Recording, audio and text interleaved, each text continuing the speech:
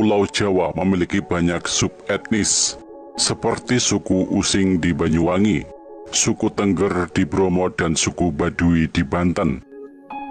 Mereka memiliki ciri khas kebudayaan masing-masing yang sudah banyak diketahui orang. Selain subetnis tersebut, di Jawa masih ada kelompok masyarakat lain, yakni orang Kalang. Sebagian orang ketika mendengar nama orang Kalang, jarang yang mengetahui tentang kelompok masyarakat ini. Dalam penelitian yang dilakukan oleh Sularjo Ponco Sutirto pada tahun 1971, menggambarkan tentang keberadaan orang Kalang yang tersebar di sepanjang sisi utara dan selatan Pulau Jawa. Sejumlah literatur menyebutkan wong Kalang adalah kelompok suku yang bermukim di Pulau Jawa, khususnya di wilayah perbatasan antara Jawa Tengah dan Jawa Timur, seperti Kabupaten Blora dan Rembang di Jawa Tengah dan Kabupaten Bojonegoro dan Tuban di Jawa Timur. Mereka termasuk dalam subsuku Jawa yang dengan sengaja hidup mengasingkan diri dalam hutan. Wong Kalang sudah ada sebelum pengaruh Hindu masuk ke Jawa. Pendapat ini berdasarkan prasasti kuburan candi di Tegalsari, Magelang pada tahun 753 Saka atau pada tahun 831 Masehi. Pada era Majapahit, warga suku Kalang ditugaskan menjaga hutan dari serangan musuh. Tugas ini diberikan karena orang Kalang dianggap sakti mandraguna. Mereka biasa dipekerjakan untuk membuat candi hingga berbagai macam benda dari kayu. Selain itu, wong Kalang juga menjadi tentara yang membela Majapahit dalam pertempuran dengan suku Dayak. Dalam peperangan itu, tentara Kalang membawa kemenangan besar bagi Majapahit. Warga suku Kalang memiliki kesaktian lebih yang mengarah pada hal-hal berbau mistis. Mereka diyakini dapat memindahkan batu besar secara gaib dan tetap diam saat bekerja, alias tidak bersuara atau membisu. Meski demikian, tidak semua wong Kalang memiliki kemampuan tersebut. Hanya beberapa orang saja yang memiliki kesaktian lebih. Kelompok inilah yang kemudian dipilih sebagai tentara Majapahit dalam upaya penyerangan ke Kalimantan. Kemenangan itu membuat tentara suku Kalang sempat diangkat menjadi perwira Majapahit. Akan tetapi perilaku mereka yang cenderung liar dan aneh membuat jabatan itu dicopot. Kelas sosial mereka berada di bawah selayaknya kaum sudra yang mengerjakan berbagai pekerjaan kasar. Akan tetapi setelah kerajaan Hindu-Buddha di Indonesia runtuh, warga suku Kalang mulai hidup berbaur dengan masyarakat umum. Sayangnya, sejak saat itu mereka malah menderita karena selalu menjadi sasaran perampokan. Sebab orang-orang dari suku Kalang dikenal ulet dalam bekerja, sehingga cukup berada dalam hal finansial. Cerita negatif tentang orang Kalang seringkali menutupi peranan mereka. Dalam masyarakat Jawa, orang Kalang memiliki posisi yang penting. Menurut Dennis Lombard, dalam buku Nusa Jawa pada tahun 2008, pada abad ke-14, orang Kalang berperan sebagai pengangkut barang dengan menggunakan pedati yang ditarik sapi jantan. Mereka menjelajahi hutan-hutan di Jawa untuk mengirimkan barang. Peranan orang Kalang tidak sebatas sebagai juru angkut. Menurut Warto pada tahun 2007, dalam disertasi yang berjudul Eksploitasi Kolonial dan Perubahan Masyarakat Desa Hutan di Karisidenan Rembang, tetapi juga sebagai penebang kayu.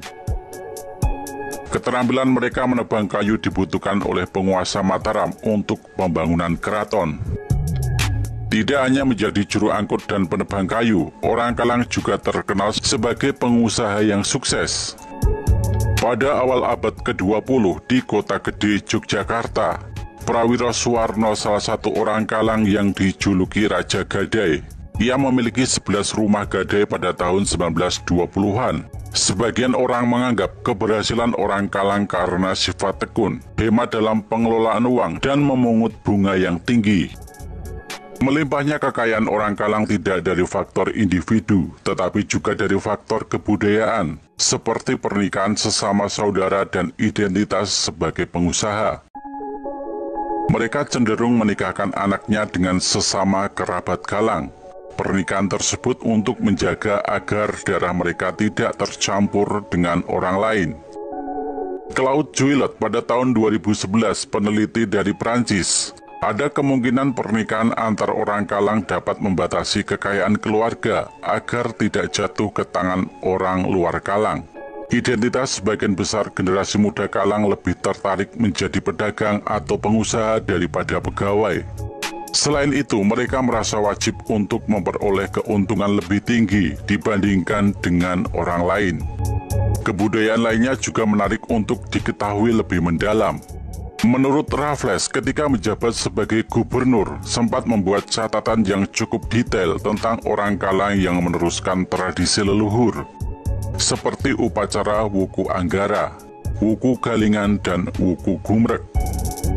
Wuku Anggara yaitu upacara keagamaan yang dilaksanakan pada hari Kliwon kelima, sedangkan Wuku Galingan hari suci yang digunakan untuk berdoa dan beristirahat. Sementara itu, Wuku Gumrek merupakan hari untuk melaksanakan upacara sedekah bumi sebagai bentuk rasa syukur. Ritual selanjutnya yang sering dilakukan yaitu upacara Kalang Obong. Mereka melakukan upacara tersebut untuk menghormati orang tua atau kerabat yang sudah meninggal. Upacara itu dilakukan dengan cara membakar jasad dan benda-benda yang disukai, hampir mirip dengan upacara ngaben di Bali. Bedanya orang Kalang menggunakan boneka kayu sebagai pengganti jasad anggota keluarga, sementara itu tubuhnya tetap dikubur dalam tanah. Selain unik dari sisi budaya, orang Kalang menyimpan cerita menarik dalam aspek sosial. Menurut Sularjo, orang Kalang di Yogyakarta dan Surakarta mendapat panggilan terhormat seperti nganten atau lurahe. Panggilan tersebut muncul karena mereka memiliki peranan penting atau jumlah kekayaan yang melimpah, sehingga dipandang terhormat. Dalam kehidupan sehari-hari, orang Kalang tidak jauh berbeda dengan masyarakat pada umumnya. Mereka merawat dan menyekolahkan anaknya ke pendidikan formal. Pelatihan jiwa kewirausahaan sejak dini yang menjadi karakter khas orang-orang Kalang. Setiap pulang sekolah atau akhir pekan, mereka mewajibkan anaknya untuk membantu berjualan di pasar. Ketika sudah dewasa, anak-anak tersebut sudah siap melanjutkan usaha keluarga atau membuka cabang di tempat lain. Pelatihan usaha sejak dini juga untuk menjaga identitas orang Kalang sebagai pengusaha atau pedagang. Selain pelatihan, orang Kalang dibekali semangat kewirausahaan yang tinggi.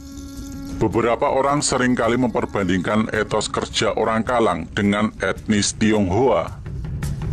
Perjalanan orang Kalang dalam lintasan sejarah menemui masa surutnya. Ketika masa revolusi, orang Kalang di Yogyakarta mengalami penjarahan. Setelah peristiwa itu, usaha mereka banyak yang mengalami gulung tikar.